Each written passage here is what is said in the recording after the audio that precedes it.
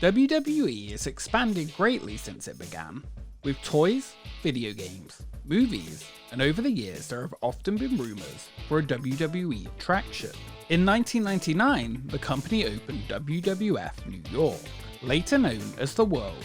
This restaurant, arcade and nightclub hybrid would go on to inspire another place, WWE Niagara Falls, home to the only officially licensed WWE ride, named after one of the most dangerous moves in wrestling, a ride that had to be seen-er to be believed, the Piledriver.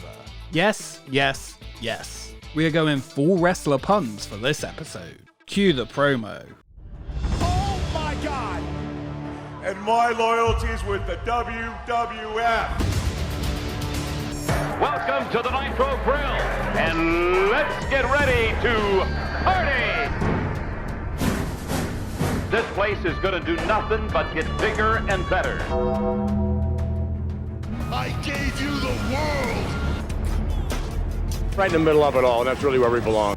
It's winner take all! Winner take all! We were looking for another attraction to add to our Falls Avenue complex in Niagara Falls, and something that complemented what we already had here.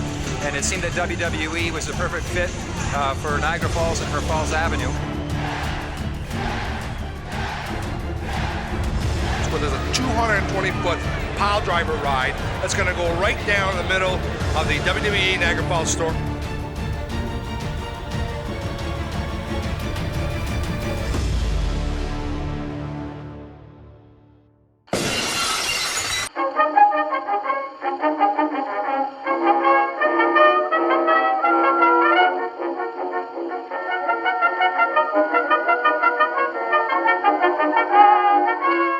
The World Wrestling Federation popularity continued to grow throughout the 1990s, with competition increasing when WCW would launch Monday Night Nitro in 1995 and begin to dominate the TV ratings. In response, WWF would take the direction of more realistic characters and edgier content. We are responsible television producers who work hard to bring you this outrageous, wacky, wonderful world known as the WWF. Known as the Attitude Era, the shows provided some of the very best years of WWF and introduced fan favourites for years to come.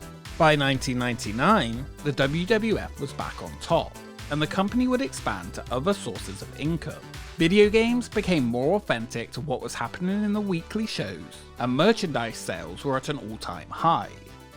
Themed restaurants were becoming increasingly popular at the time thanks to the success of Hard Rock Cafe, Planet Hollywood, and Rainforest Cafe.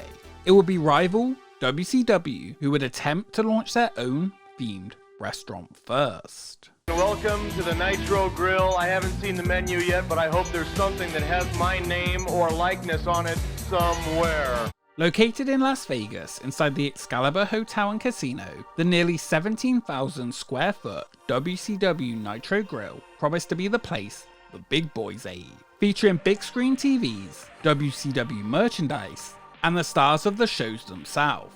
From the moment construction crews began, President of WCW Eric Bischoff, Kevin Nash, Hogan, DDP, and Macho Man Randy Savage, and more, were seen at the new site with sledgehammers breaking the walls down. The Nitro Grill is open, and it's hot. We're sure it's going to be a good time. Operated in partnership with the Sitka Restaurant Group, who used $2 million from the banks to build the restaurant, it opened in May 1999. Each section inside was named after the WCW pay-per-view events, and menu items included the Booker T-Bone, Headlock Hot Wings, Gold Burgers, and the Big Sexy. When wrestlers were touring and in Vegas, they would stop in to see fans, and it hosted pay-per-view events that many attended in the early months of operation, often showing the big shows. 16 months later, the restaurant was closed. 88% owner Sitka Restaurants announced that the final day would be September 30th, 2000, as operations were less than anticipated, and the closure was part of the company's plan to remove its non-core assets. I was stupid. That was really stupid. From the moment the restaurant opened, rival WWF had plans to come to Vegas, with a 100-room, 35-story hotel and 50,000-foot casino. The idea never got past the design phase, but by November 1999, a few months after WCW Nitro Grill had opened, Vince McMahon began leasing space at the Paramount Theater in Times Square, New York. He would open a WWF restaurant. WWF New York had essentially what Nitro Grill had, but with more styles. It was heavily promoted during the company's TV shows as the ultimate place to visit for fans. Canadian Niagara Hotels Inc., inspired by what they saw in New York, began a new undertaking. They contacted the WWE to bring a new entertainment venue to Canada. Canadian Niagara Hotels already had multiple hotel properties and attractions in the area, including franchises of Rainforest Cafe, Hard Rock Cafe, the Hershey Store, and Planet Hollywood.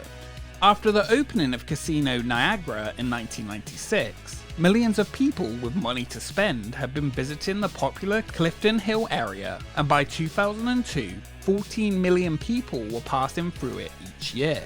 Licensed from the WWE, but not operated by them, WWE Niagara Falls was announced at WrestleMania 18, which was held in Toronto. Unlike WWF New York, they would drop the restaurant aspect as they did not want to compete with their own Rainforest Cafe, as WWE Niagara was located on the edge of the street right next door. Designed by Thorick of Toronto, who had worked on many themed entertainment locations, including Universal Studios Florida and Islands of Adventure, it was an exciting place to be for fans of WWE. Really excited. There's 14 million visitors coming to this city. It is packed out there with thousands and thousands of fans. This is the first time we've ever done something like this, where there's a 220-foot Piledriver ride that's going to go right down the middle of the WWE Niagara Falls store with unique retail merchandise in there, 4,000 square feet. It looks awesome. This place is great. We're so excited. It was a little bit smaller than the New York location. At 4,000 square foot, outside of the store was a WWE version of the Hollywood Walk of Fame, with cement handprints on the walls from various stars. Inside, the walls were covered with autographed memorabilia, and the shelves were stocked with expensive and often outdated merchandise. That exchange rate was not kind to Canadian fans of wrestling. If you could think of a type of WWE merchandise, it was likely in this store. From action figures to posters, DVDs, it even had Niagara branded exclusive items. While merchandise could be found in many places, this attraction was unique and took a new angle, not seen before. It was home to the only ever officially licensed WWE ride. Do you have what it takes to be a WWE superstar? Can you handle a 220-foot Piledriver? Experience the thrill of being shot skyward 220 feet, then being driven back down on a spine-chilling Piledriver. Visit WWE Niagara, home of the Piledriver. Experience it today. In wrestling, a piledriver is a move where the wrestler turns the opponent upside down and drops into a seated or kneeling position, driving the opponent headfirst into the mat. The move is regarded as one of the most dangerous in wrestling and has been banned in WWE with a few exceptions. At WWE Niagara Falls, a piledriver will be the opposite of this. A ride where you sat in a chair and were fired into the air. Made by Zamperla, it was the first of their Z-Force drop tower models in North America. At 220 feet tall, it offered fast but breathtaking views of Niagara Falls, reaching up to 3G for riders on its 16-passenger gondolas. Expected to welcome up to 1,500 thrill-seekers a day, the ride was first seen with a dedicated booth at WWF Access in 2002.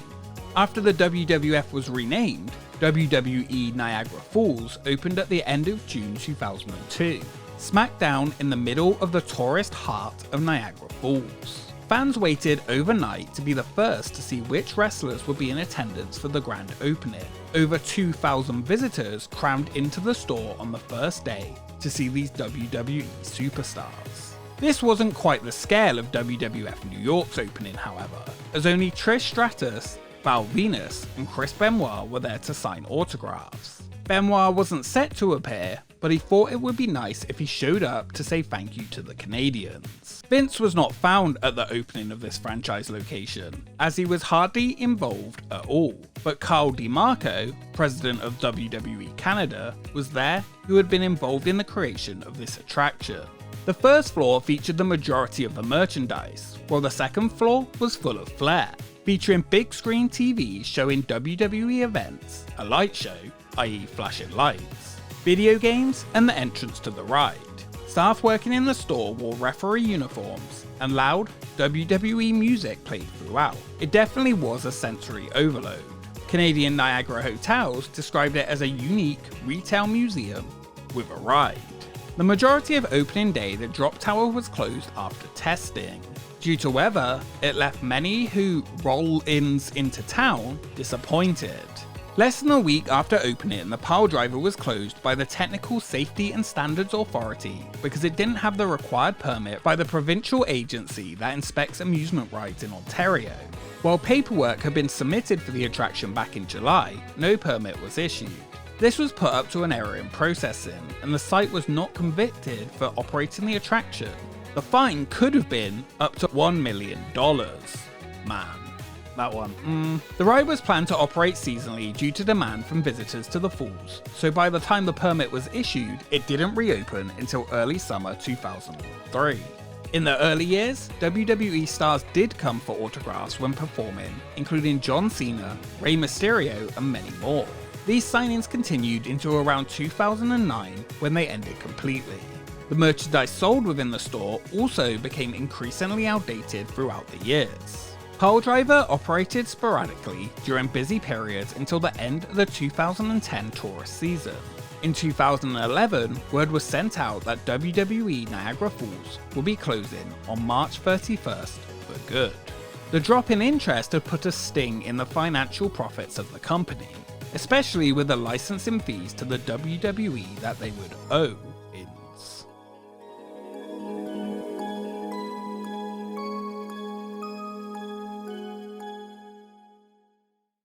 Much of what was inside was removed, and the store was rebranded as a generic wrestling merchandise store, continuing to sell different select offerings. The handprints from the walls were removed, and just like Marvel Superhero City, also in the Falls Avenue Resort, it operated without the branding, while the majority of the site was broken down and removed. After closing, the ride sat stone cold and abandoned on Clifton Hill. The signage out front was updated in 2012 to say Niagara's 200-foot drop, and rumours began to circulate that the ride may reopen.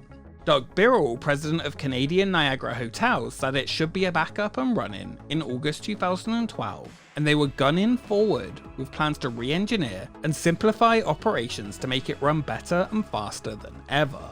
It never reopened, and was removed when the building was turned into a microbrewery. Announced in January 2015, the former attraction would become the Niagara Brewing Company. Transforming the space, it opened in April 2015. The home of WWE in Niagara Falls and the previous drop tower had been converted, and the location of the drop tower was now used as outside seating. It wasn't perfect, but it used the former space well. A common mistake many people make was that WWE Niagara Falls became one of the WWE's failures, but in reality the store and ride was licensed and didn't cost them anything. In fact, they only earned money through licensing fees. This was one of the reasons it was barely mentioned by the company. Unlike the WWF New York location, many people did not even realize it still existed.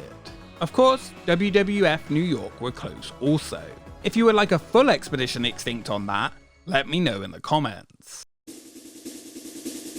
After all the things WWE have branched out into, it's surprising that from the US to China, only one officially licensed attraction has existed. The idea of a WWE restaurant where you could smell what The Rock was cooking also seems kind of like a no-brainer, and it is a shame as it seems like something all mankind would enjoy, especially for fans of WWE, who would find an attraction to be a place of bliss. There have often been rumours that a physical Hall of Fame, or even a theme park, come, but as of yet, nothing has become a reality and been finished. It is surely only a matter of time until we once again see a WWE attraction, as rumours continue. Whatever built is sure to be gold. Dust. Or Berg, I guess. Damn. Alright, that final one was pushing it. Thank you so much for watching this episode of Expedition Extinct. How many wrestlers' names did you hear in this episode? Let me know in the comments below. Was it more or less than you were expecting? If you enjoyed it, make sure you subscribe to join the expedition. Follow us on Twitter and Instagram for updates on upcoming episodes. And a special thank you to our patrons for supporting the channel. We will see you next time.